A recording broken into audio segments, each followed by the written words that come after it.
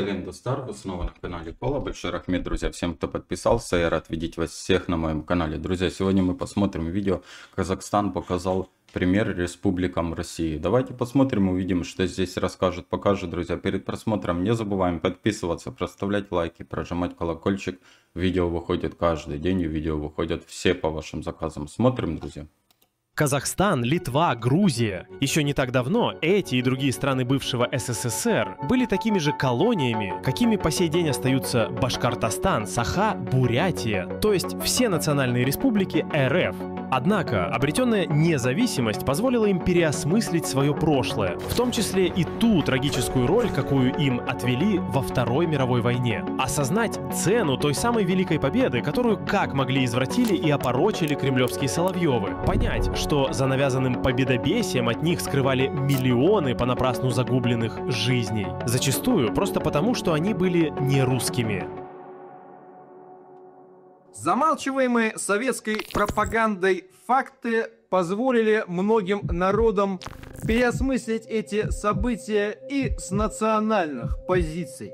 Достоверность того, что гитлеровская Германия в любом случае не собиралась продвигаться на восток, далее линии Архангельск-Астрахань, поставила под серьезное сомнение отечественный характер этой войны для народов азиатской части Евразии. Безусловно, многие постсоветские страны остаются заложниками своей географии. Грузия, Армения и Азербайджан зажаты между Россией и Турцией. Казахстан, Кыргызстан, Узбекистан и Таджикистан между Россией и Китаем. В условиях постоянного политического и экономического давления со стороны Кремля, а также непрекращающегося бряцания оружием, они не могут разорвать существующие связи, а в некоторых случаях цепи, и потому вынуждены постоянно балансировать. Например, 9 мая представители бывших советских республик едут на Красную площадь, чтобы оказать услугу Кремлю, которому нужно показать якобы единство постсоветских государств,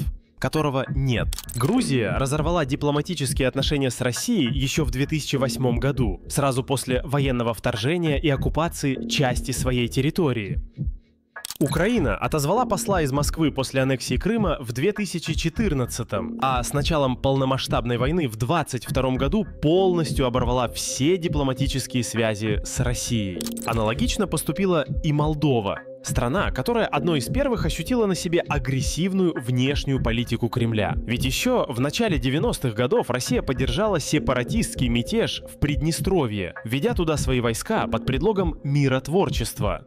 Именно победобесие, то есть готовность фанатично и бездумно повторить ужасы этой страшнейшей Второй мировой войны, стали драйвером превращения постсоветской России в озлобленную империю, символом которой и стали соответствующие культы, такие как георгиевские ленточки, бессмертные полки и другие атрибуты этого смертоносного культа. Поэтому практически во всех городах Казахстана и запретили проводить бессмертные полки. А там, где все же разрешили, эти шествия проходят под другим названием – Батыр-Ларга-Тагзым, которое с казахского переводится как «поклонение героям».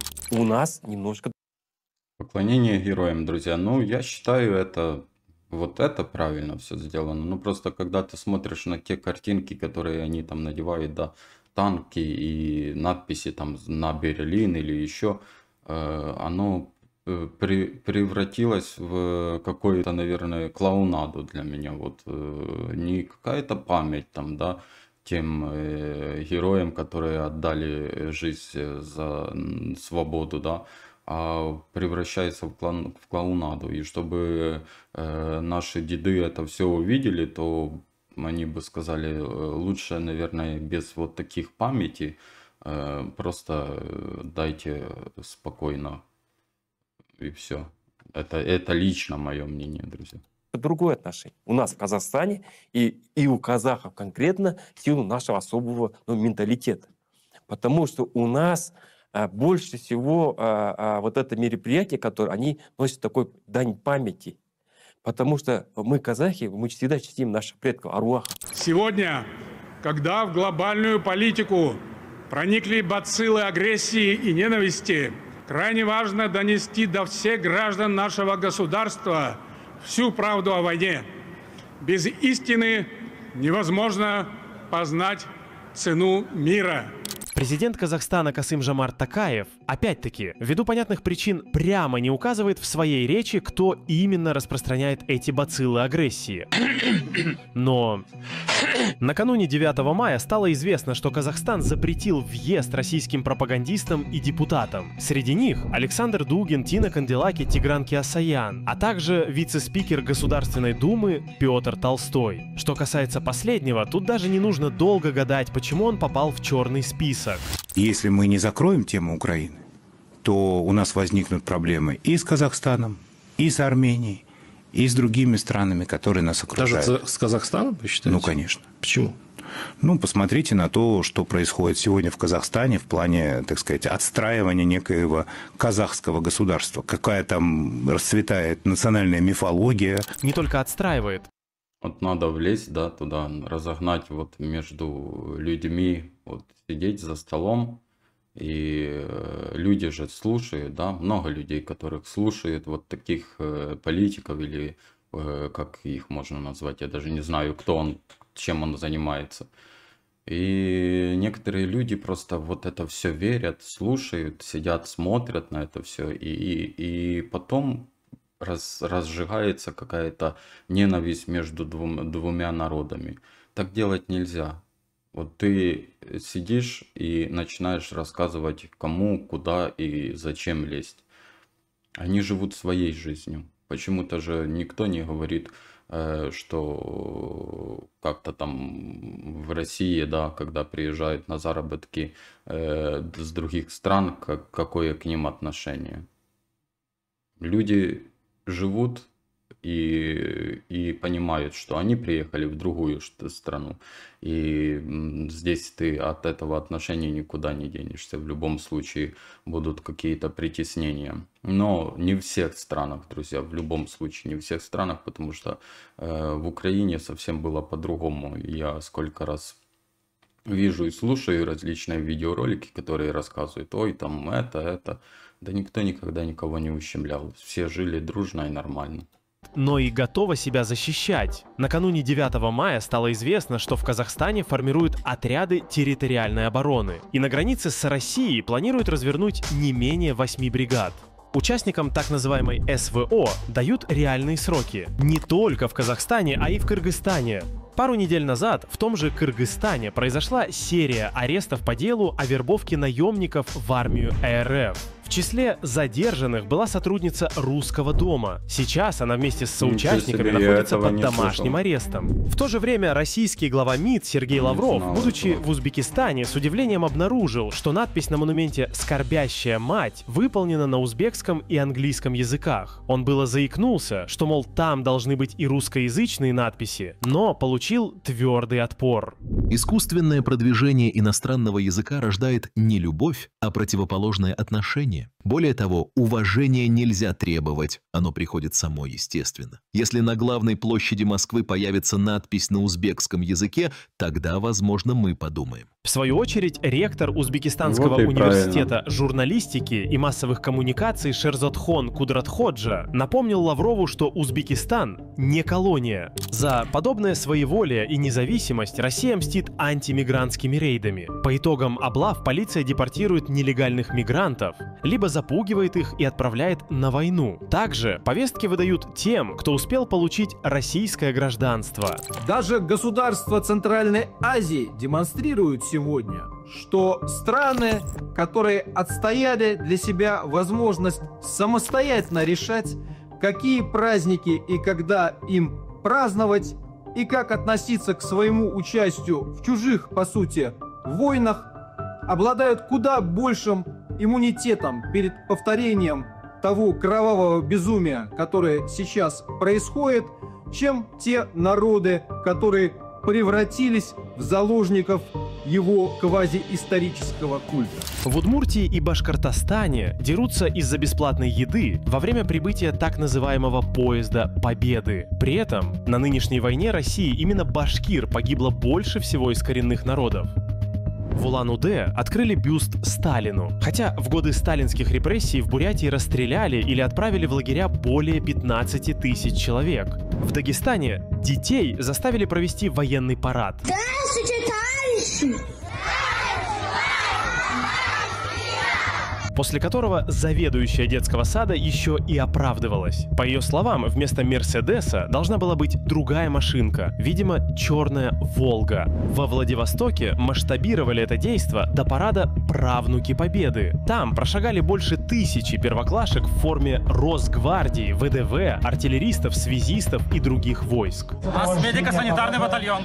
В Екатеринбурге в детском саду разыграли сценку, в которой мать получает похоронку на сына. Роль мамы сыграла девочка, а другие малыши положили к ее ногам 2 гвоздики. В Приднестровье дети спели «Помирать нам рановато». Все это не безобидные театрализованные представления. Полномасштабная война, начатая Россией против Украины в 2022 году, наглядно продемонстрировала, что она стала возможна только после того, как российское общество годами предварительно было накачано милитаристской истерией с его «можем повторить» и «на Берлин за немками».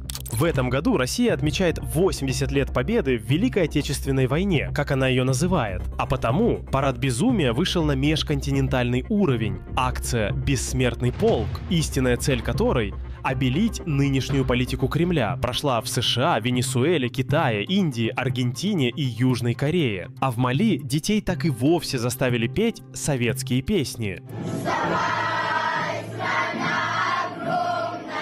Однако это игра, в которую можно играть вдвоем. Где-то так подумал президент США Дональд Трамп и провозгласил в Соединенных Штатах 8 мая днем победы во Второй мировой войне. Более того, роль СССР он обозначил как второстепенную. Мы вступили в эту войну, и мы выиграли ее. Нам помогали многие великие союзники, но, полагаю, никто не станет отрицать, что именно мы были доминирующей силой. С одной стороны, Трамп отвесил Путину идеологическую оплеуху, перечеркнув главный символ российской внешнеполитической мифологии — Великую Победу. С другой, он сам воспользовался тем же методом. Для внутренней аудитории переписал историю, также сделав ее инструментом политического превосходства. Если бы российское общество критически переосмыслило бы ту войну и ответило бы адекватным образом на вопросы о возможности или, по крайней мере, необходимости ее избежать и не платить за нее ту страшную цену, которая была заплачена, никогда бы не поддержала еще одну, не менее безумную войну, начатую Россией в 2022 году. На руинах Советского Союза Россия создала мир, где пережитый опыт умышленно не анализируют, а потому используют для повторения тех же ошибок. Где на первом месте праздник на костях собственных предков, а скорбь — признак слабости. В этом мире навязывают чужую память и чужие символы, а после, опьяненных бравадными лозунгами и лампасными парадами, отправляют на чужую войну. Но пример казахов, кыргызов и узбеков показывает, подобной участи можно избежать, потому что именно с независимостью народу возвращается историческая память, а вместе с ней и чувство достоинства и право определять свое будущее. Это правда, друзья.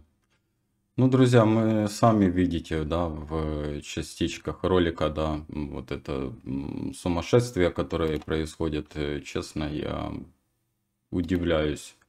Удивляюсь, до чего люди доходят и как они начинают все искажать, все переписывать. Тот же Трамп тоже влез в это, начал рассказывать. Ну, честно, прискорбно, потому что ты смотришь на это все и понимаешь, к чему оно все идет. К хорошему оно точно ни к чему не приведет. А то, что да, Лавров когда сказал за надписи, но извините, тогда во Второй мировой войне воевали все, и казахи, и грузины, и много национальностей, и если так на то уже пошло, что надпись, говорит, должна быть на русском, ну так давайте всех национальностей язык, да, надписи на всех национальностях. Я думаю, так будет правильнее. Вот так, друзья. Ну, мы сами видим, к чему это. Я думаю, ни к чему хорошему это не приведет, друзья. Ну и, конечно же, в любом случае, я считаю, что правильно за то, что за наемничество, да, с других стран судят людей. Потому что много вариантов и версий есть таких, которые не по своей воле они туда уходят, их как-то заманивают на работу, а потом в итоге отправляют. Или под предлогами, под угрозами уже на другой территории они их выпровождают на войну. И это печально, друзья. Друзья, ссылку на канал автора очень интересно рассказал. Ссылку на канал автора я оставлю в описании под видео. Обязательно, кому интересно, переходите, смотрите различные ролики. Также не забываем подписываться, проставлять лайки, прожимать колокольчик. Видео выходит каждый день, и видео выходят все по вашим заказам, друзья. Берегите себя. До встречи.